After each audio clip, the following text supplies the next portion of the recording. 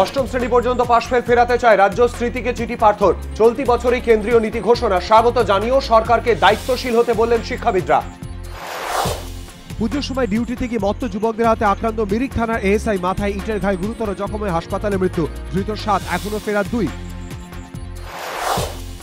মদ্যপানের প্রতিবাদ করে এবারে শারাফুলিতে আক্রান্ত শিক্ষিকা, শ্লীলতাহানির অভিযোগ। তৃণমূল কাউন্সিলরের বিরুদ্ধে পদক্ষেপের বদলে পাল্টা হেনস্থার অভিযোগ, অস্বীকার নেতার।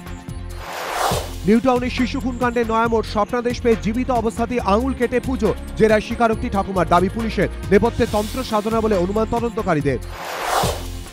এলাকা দখল ঘিরে হাওড়ার বামুনগাছিতে তৃণমূলের গোষ্ঠীদ্বন্দ্বের অভিযোগ। তৃণমূল কাউন্সিলরের বাড়ি ভাঙচুর, লিলুয়া থানায় অভিযোগ দায়ের। গোষ্ঠীদ্বন্দ্বের অভিযোগ অস্বীকার।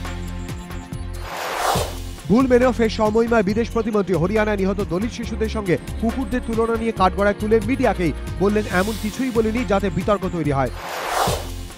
পথ দুর্ঘটনায় আহত পীযূষ গঙ্গোপাধ্যায়ের শারীরিক অবস্থার আরও অবনতি, রাখা হল ভেন্টিলেশনে। অস্ত্রোপচারের সিদ্ধান্ত স্থগিত, আপাতত স্থিতিশীল মালবিকা। বিস্ফোরণে কেঁপে উঠল ঢাকা, নিহত 1, আহত 100-র কাছাকাছি। অস্থিরতা তৈরির জন্য হামলা, জানালো বাংলাদেশের র্যাপিড অ্যাকশন ফোর্স।